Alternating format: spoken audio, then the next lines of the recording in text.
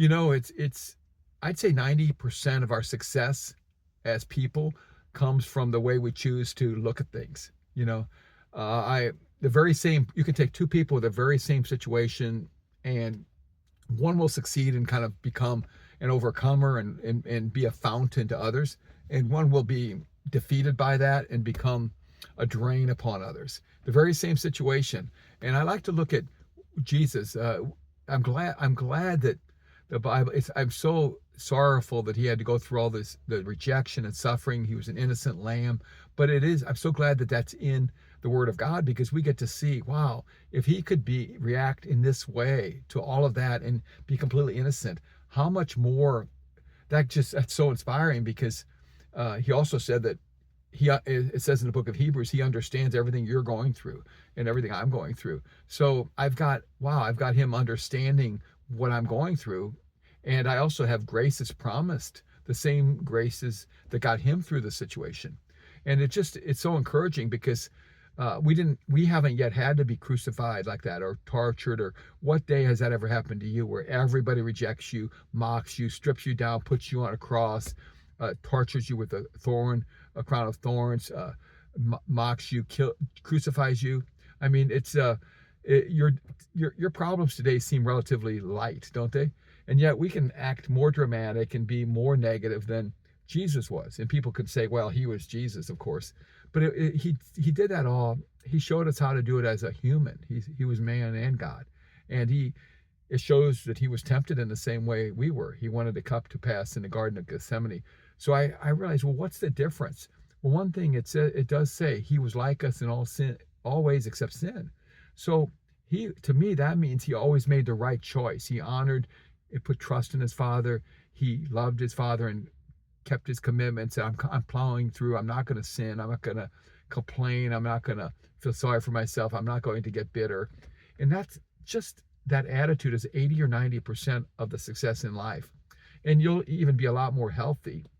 And I to everybody, by just choosing to do it God's way. And sometimes it's just a little tuning away from the negative. If we can't do the whole thing, just tuning a little bit each day or each hour. In fact, the person I was talking to someone today about this, and I told the person, just win the next hour. All you have to do is just win in the next minute, and just don't give in, don't sin. And if we kind of call it sin to be negative, to be bitter, to have self-pity, just as much as we might say about drunkenness or thievery or anything like that, or killing somebody, then we'll be even more cautious, because the reason thou shalt not is said about these things is because they harm us. It harms us not to forgive someone or not to love someone. And so, God, I just pray that you'll help us all to become winners in the next hour, in the next minute, that we can even down to what we're thinking things that line up with God and that tend toward love and faith, trust in God, faith and hope.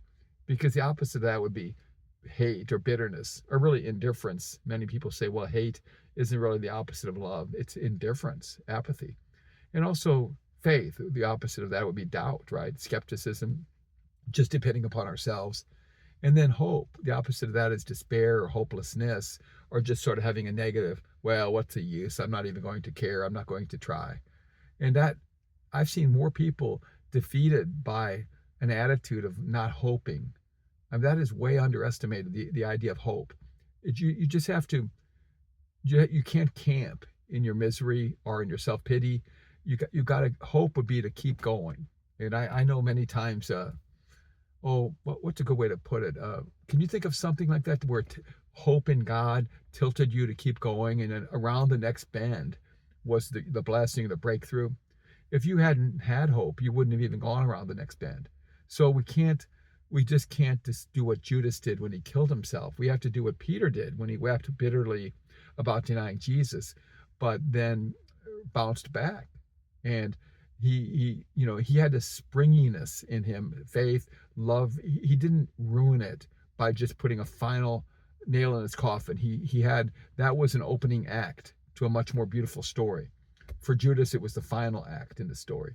So we get to make that choice. And I just want to pray, God, asking you, Father, in the name of Jesus, to pour out the gift of hope and just we just say no to hopelessness, lack of faith, lack of love. Those are the three things that are the most important. Paul said, faith, hope, and love, and the greatest of these is love. God, just fill us with love, fill us with hope, fill us with faith and trust in you. Let us not have to just strive. Just help us draw from you, and our part is just to tilt just enough toward it, just to believe it enough to check, sort of like your front porch. You think a package is coming. If you think a package is coming, you look out and see if one's there. But if you don't have hope or faith in God, you won't even check your front porch. So just let's keep drawing upon him and looking expectantly, like, hey, he's going to give me some kind of answer in this next hour, this next minute. It might not be the complete way that I would want to solve it, but he's going to get me through. And I'll look back and I'll have yet another kind of war story or another example of God carrying me through. And, people will often ask us, hey, how did you make it?